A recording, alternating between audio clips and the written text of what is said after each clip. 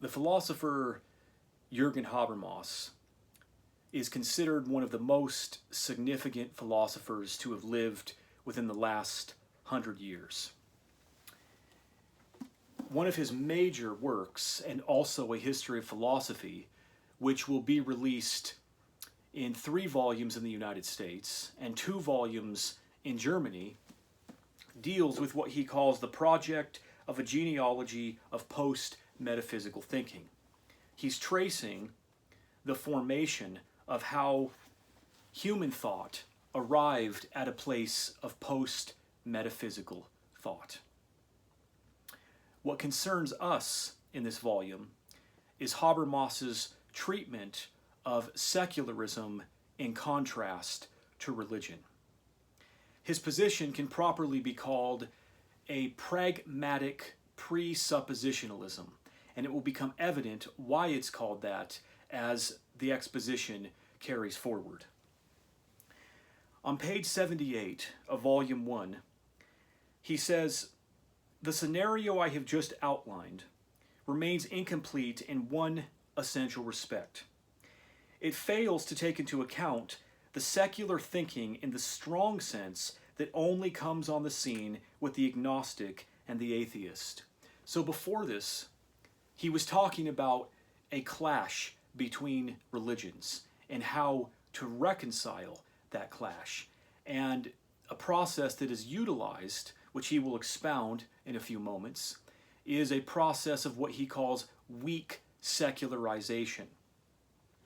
He says, as an agreement on questions of principle can be reached by different religious parties in each case based on a subset of inter-religiously shared beliefs.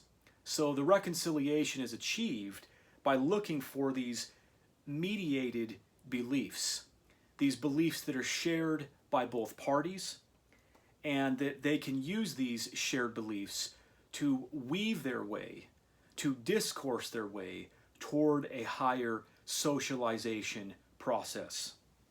He says, however, we should not let the comparative perspective on civilizations mislead us into thinking that the intercultural discourse on justice is exclusively a matter for religious communities. He's here shifting into the secular, because the secular also has something to say about the concept of socialization, about the concept of equality, about the concept of justice, about the reality of creating a better human existence. The first stage of our thought experiment is based on the assumption that all major religious communities already use the reflexivity built into modern forms of life, and thus the commonality of a level of debate that is secular in the weak sense to reach an understanding about the normative conditions of a global existence.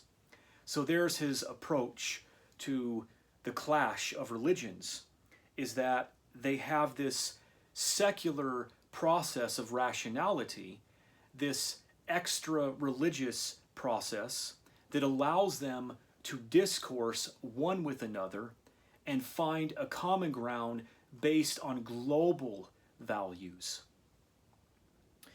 In this scenario, notwithstanding persistent disagreement over truths of faith and conceptions of modernity, a particular type of argument ultimately emerges, which against the background of the experience of modern conditions of life can convince all religious parties, beyond the conflicts between the different religious communities.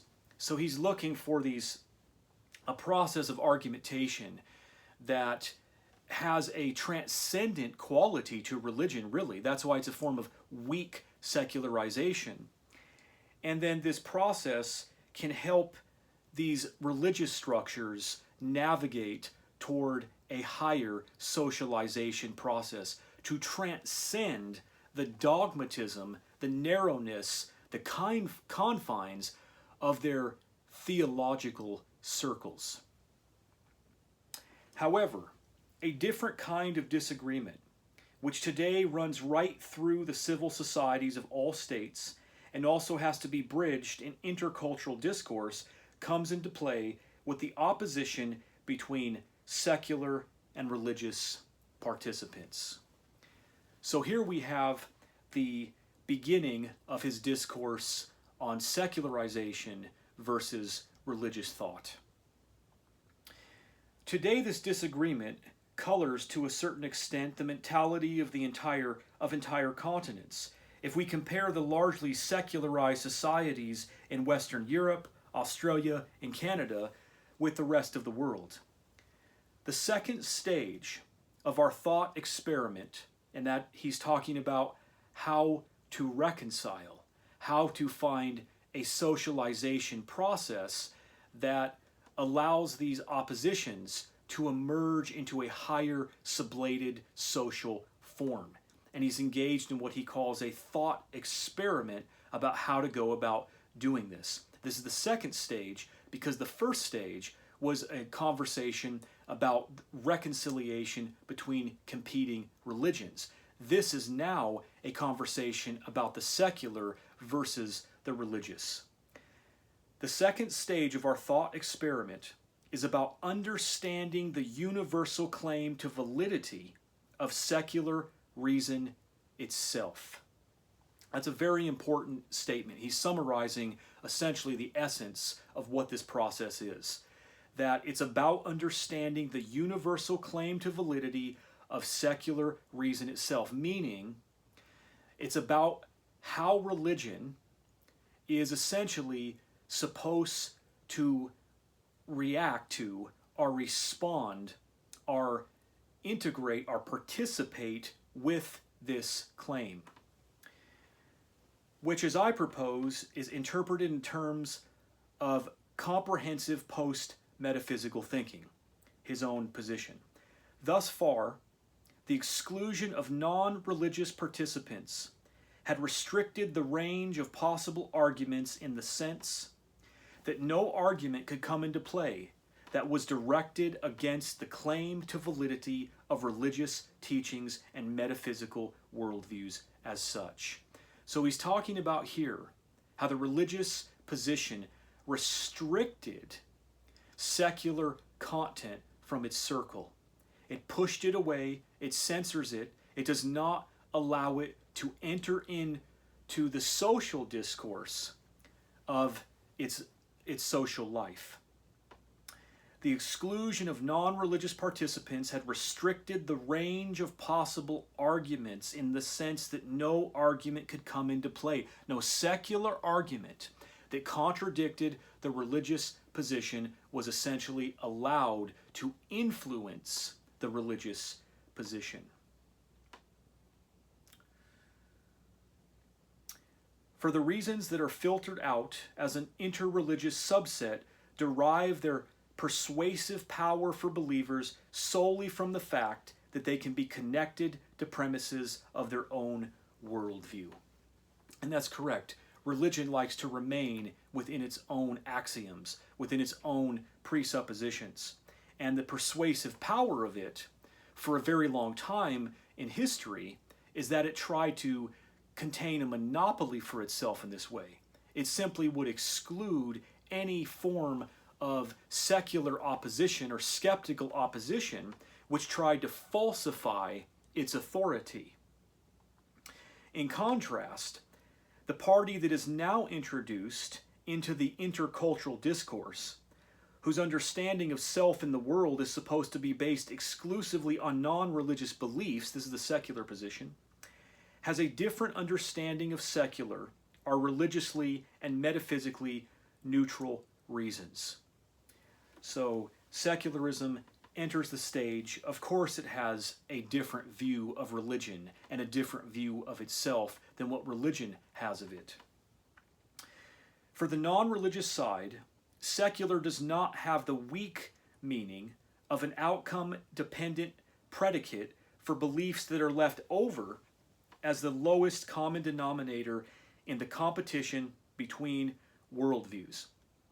In other words, when it was a clash between competing religions, what was sought there was an axiomatic point, an axiomatic social point at which the religions could find agreement, and then they would proceed forward from that point. Secularism was not a position of authority within this first thought experiment of Habermas. In this first stage of thinking, religion in contrast to religion, secularism takes on a weak form as something that's left over, something that the religions sift through to find a foundational point, but it's not standing on its own in the claim of authority.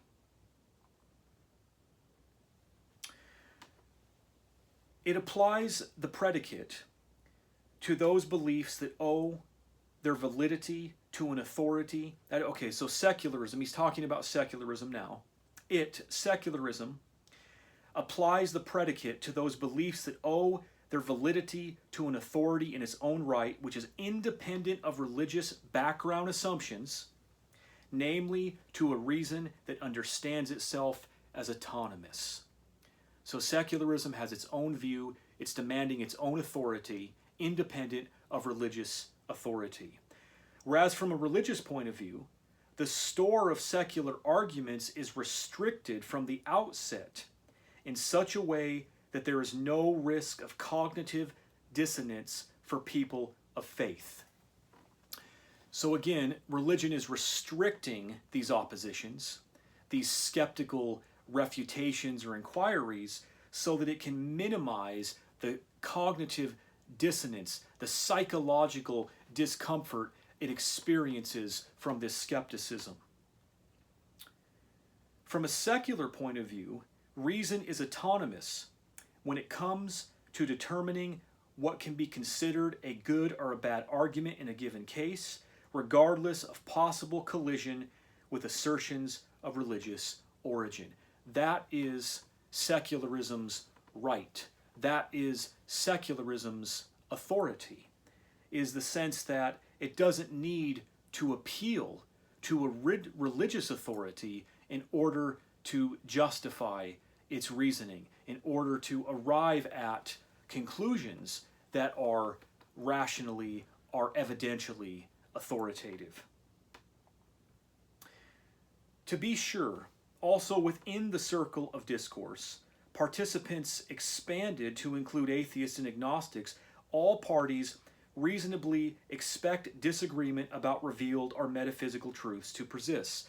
So Habermas is very practical here. He sees that everyone realizes that, okay, we're going to attempt this experiment and see if we can find a common ground between the sacred and the secular. And we're not naive about it because we know that there's still going to be high levels of disagreement that persist. But the conditions for achieving a possible consensus across religious and metaphysical differences change when the appeal to an autonomous authority independent of religious authorities brings standards into play. And this is absolutely correct. This is a huge problem for the religious position. Because as soon as there are authorities that stand independent of the religious authorities, we run into a problem. Then the cognitive dissonance that religion has been trying to escape from and evade suddenly comes into full view, and the religious position is having a psychological struggle.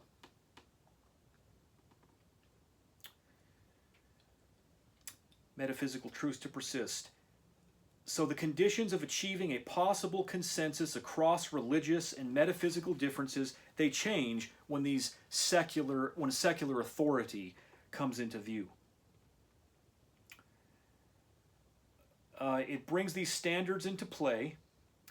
These religious standards come into play of autonomous reason, and they come into conflict with the hitherto exclusively valid standard of the interculturally generalized possibility of forging a connection to religious traditions. So there's obviously a great deal of tension brought in with this secular authority.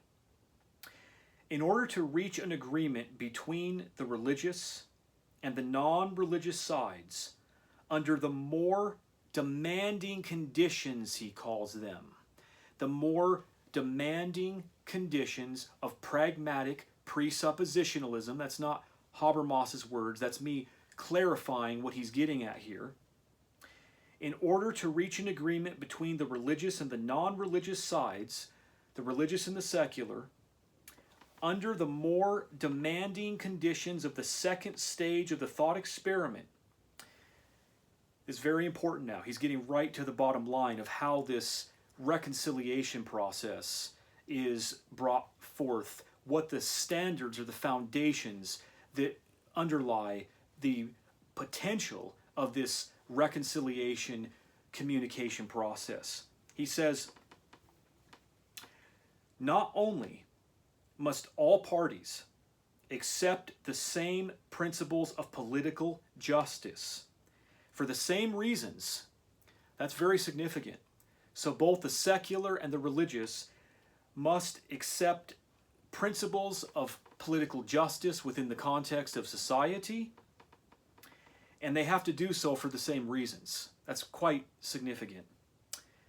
As was already the case within the narrower circle of the religious parties, but they must also interpret the secular reasons. This is where it gets hard for the religious position. The religious position must also interpret the secular reasons in the strong sense of secular as sufficient for a self-supporting, rational justification.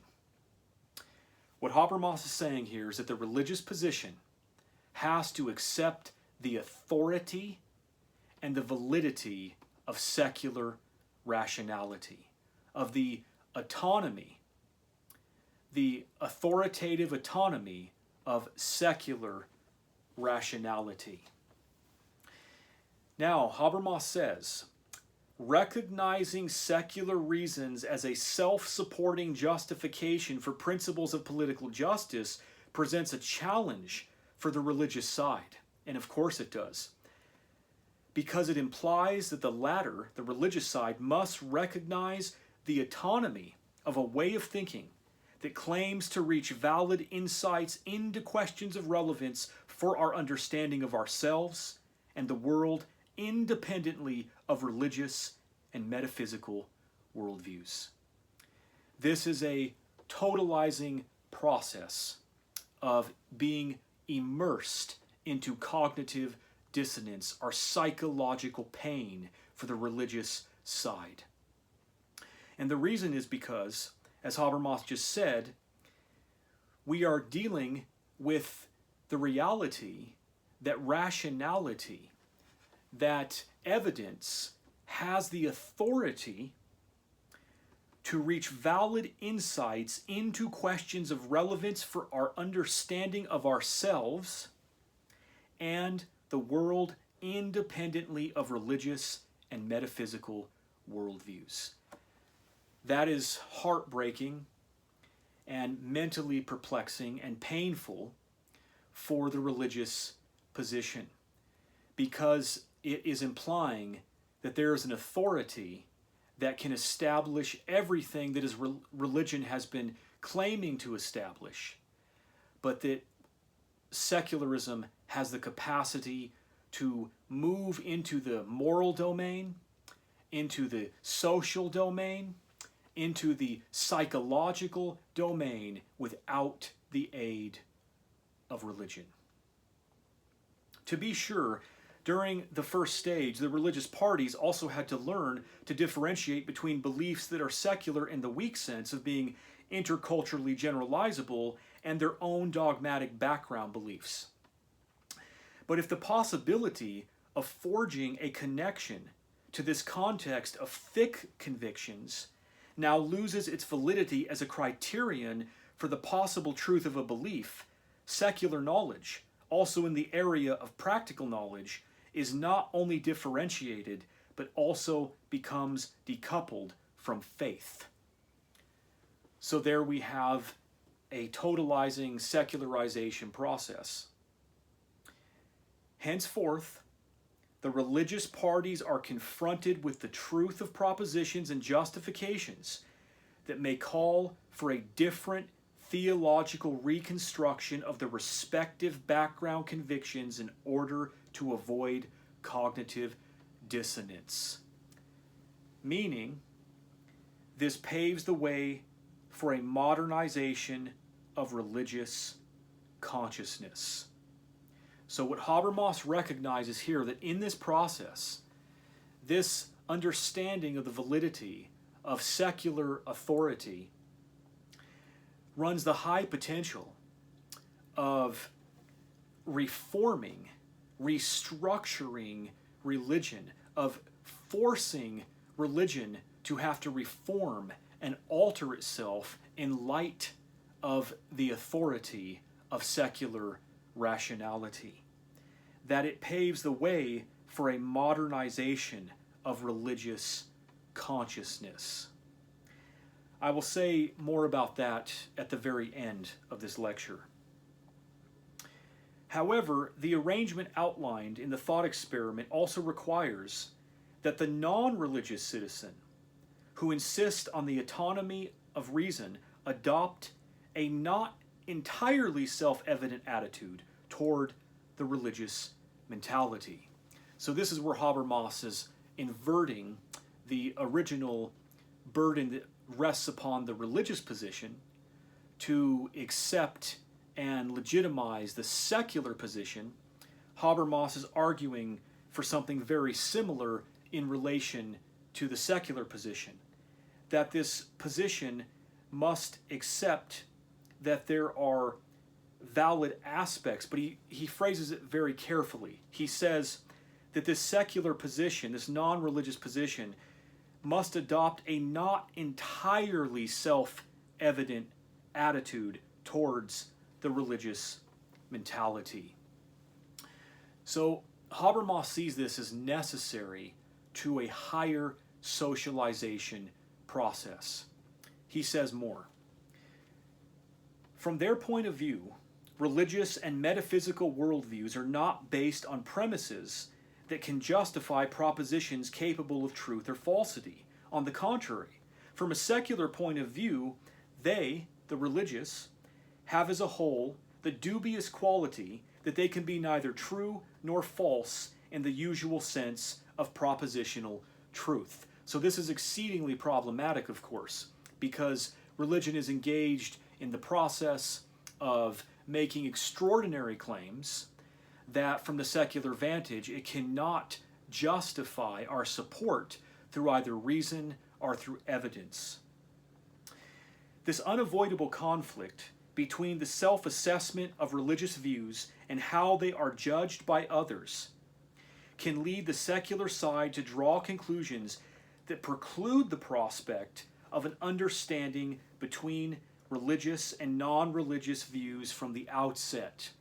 So Habermas knows that we want to preclude the religious view based upon the fact that its contents have a very high burden of proof that they cannot meet. And of course, it's rational to take this approach toward religion. And so Habermas says there's a danger here, of course, because the secular position wants to simply push religion completely out of the picture. However, he says, for the participants in a serious discourse must recognize each other reciprocally as rational subjects who can learn from each other. This is a foundational point in Habermas's thought, and it's a foundational point in all of ethics and morality and socialization in general. It's a very powerful point that participants in serious discourse must recognize each other reciprocally as rational subjects who can learn from each other, or else the discourse is illegitimate. Now, this brings up difficult questions, of course. Habermas italicizes the word serious discourse, implying that a polarized discourse, the discourse he was referring to a moment ago, where the secular position excludes the religious position, or the religious position excludes the secular position, drawing circles around themselves and merely sticking to their own premises, he does not see this as a form of serious discourse because it violates this social principle of reciprocity, of rational subjects learning from each other. Now, yes, this is difficult because the secular position, it has a high level of authority. It's not good enough in one sense to simply offer a special pleading for religion. But Habermas is concerned with something that's higher than the mere collision or clash of secularism and religion. He's concerned with a process that goes beyond the mere act of refutation per se. So he says, this pragmatic presupposition of discourse would be violated as soon as the secular side took an exclusive understanding of reason as its guide and refused to respect the context in which religious views are embedded, which has a cognitive as well as a motivational significance for the other side.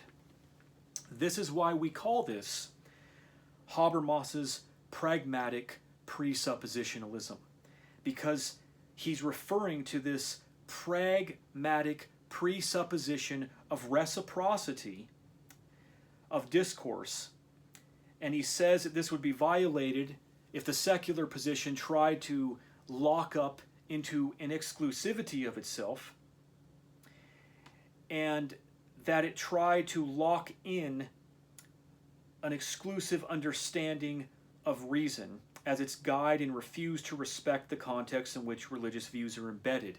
Of course we have a problem with this, because the first question that we ask to ourselves is, what is wrong with taking rationality as a guide? What is this special pleading that Habermas is doing where he's trying to bypass reason?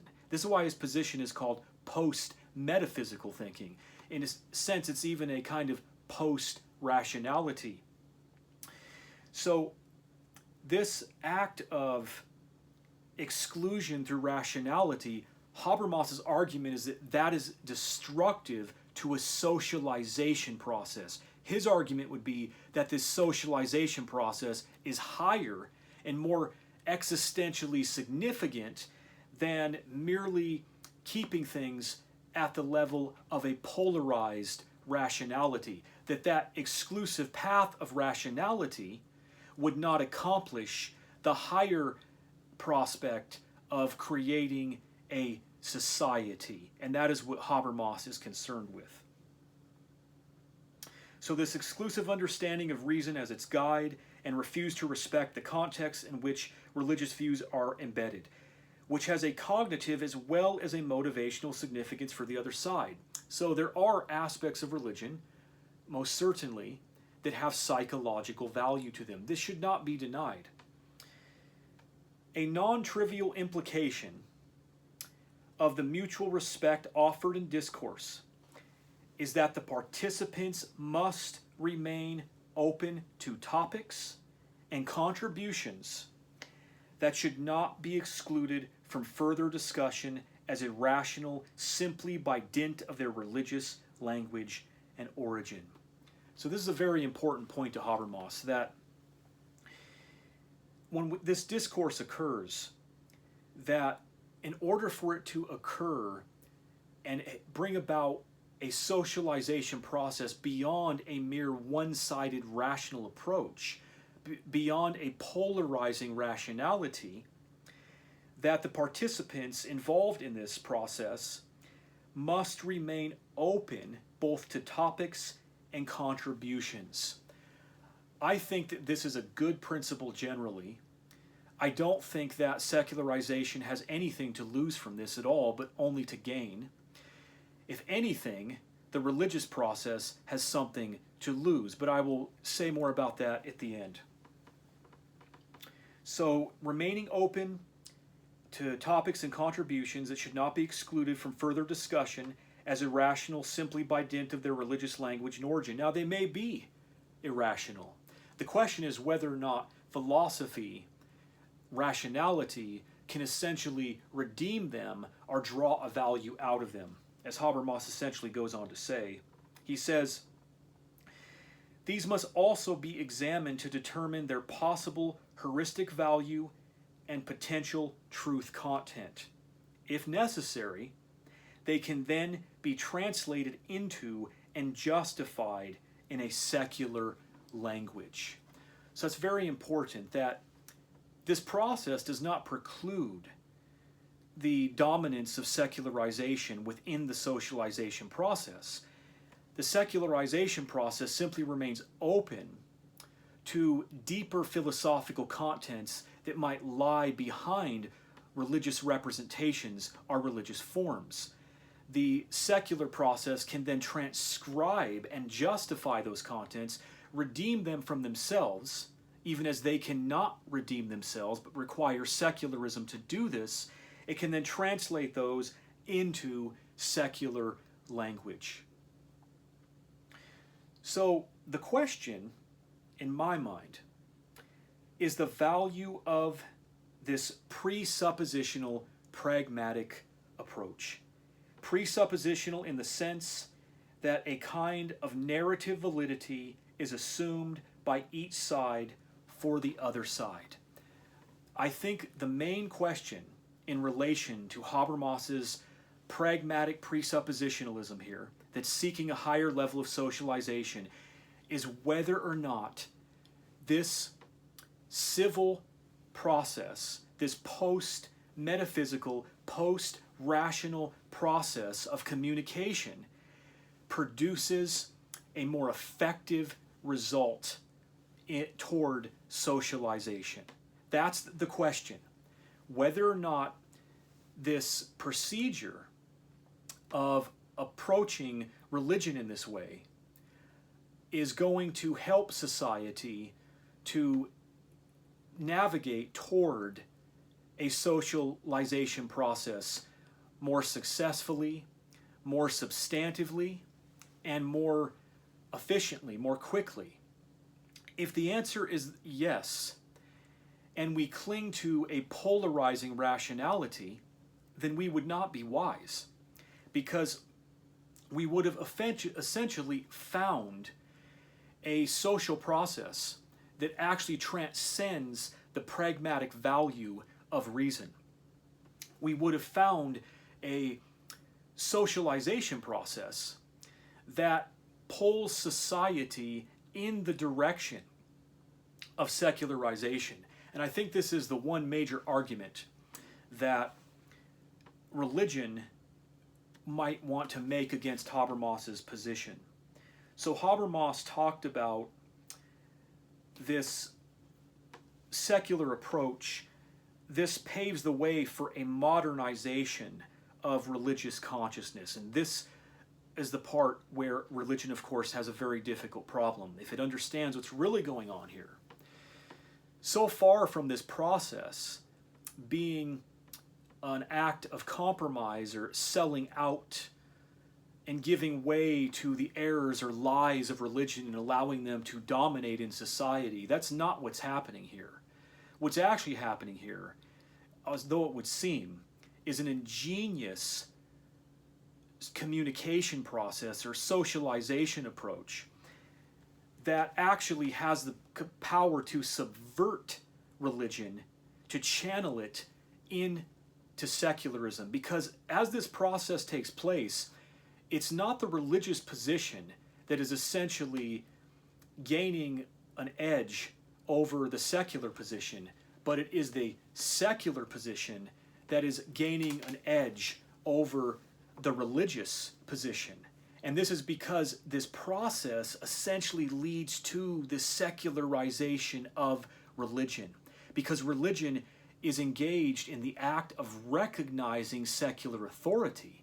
But when it does that, this creates cognitive dissonance for religion. It creates psychological pain. This psychological pain, which is produced by the fact that these rational and evidential contents create a negation of religious premises, religious claims, leads the religious position to a revision, to a reformation of its own position. It really produces a liberalizing. It removes the fundamentalist aspect of religion and pulls religion in the direction of the rational, pulls religion in the direction of the secular. And so this has a very high value. There is a kind of genius at work here in subverting religion through this process and pulling society in the direction of secularism without completely confronting religion in a way that causes it to react negatively. Religion is essentially pulled into a conversation that it doesn't understand. And what's most interesting is that at the foundation of all of this lies the presupposition of the authority of the secularization process.